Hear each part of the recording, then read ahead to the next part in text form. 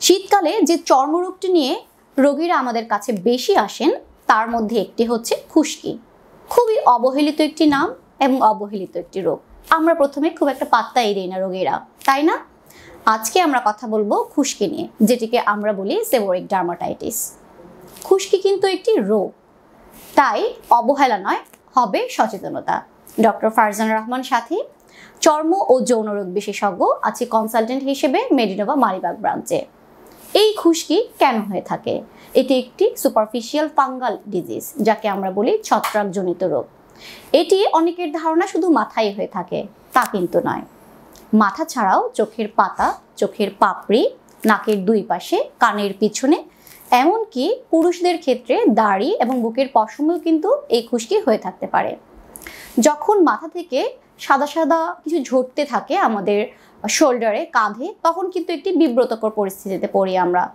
তাই প্রথম থেকেই খুশকির ট্রিটমেন্ট নিতে হবে এবং এর কিন্তু বেশ ভালো ওষুধ রয়েছে বর্তমানে, যার মাধ্যমে খুশকি প্রতিকার এবং প্রতিরোধ করা সম্ভব।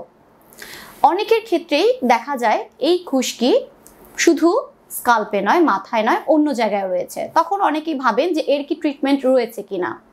আরও একটি ব্যাপার আমি বলি, শিশুদের ক্ষেত্রে আমরা এই অবহেলাটা আরও বেশি করি। কেমন? প্রথমে আমরা এই খুশকিটির জন্য কোনো ট্রিটমেন্ট করতে চাই না, পরবর্তীতে এই খুশকি থেকে কিন্তু চোখের পাপড়িতে, বিশেষ করে বাচ্চাদের হয়ে থাকে, যেটিকে আমরা বলি ব্লেফারাইটিস। এবং পরবর্তীতে যদি আমরা আরও অবহেলা করি, এই খুশকি থেকে বাচ্চাদের সম্পূর্ণ শরীরে খুশকি ছড়িয়ে যায়, যেটির আরেকটি রোগ রয়েছে লেনার্স ডিজিজ, যেটি কিন্তু ইমার্জেন্সি। তাহলে আমরা কি করতে পারি খুশকি রোধের জন্য এই শীতকালে? আমরা প্রতিনিয়ত গোসল করব এবং পরিষ্কার পরিচ্ছন্ন থাকব। বাইরে থেকে এসে আমরা চেষ্টা করব হালকা কুসুম গরম পানি দিয়ে মাথাটি এবং শরীরটি পরিষ্কার করে রাখার জন্য। সেক্ষেত্রে আমরা একটি মাইল্ড ফর্মের শ্যাম্পু ইউজ করতে পারি এবং শরীরে আমরা সাবান ইউজ করব। যখনই আমাদের এই খুশকিটি বাড়তে শুরু করে, তখনই কিন্তু আমরা ঘরোয়া ট্রিটমেন্ট না নিয়ে আমরা তখন শরণাপন্ন হব চর্ম ও যৌনরোগ বিশেষজ্ঞের কাছে।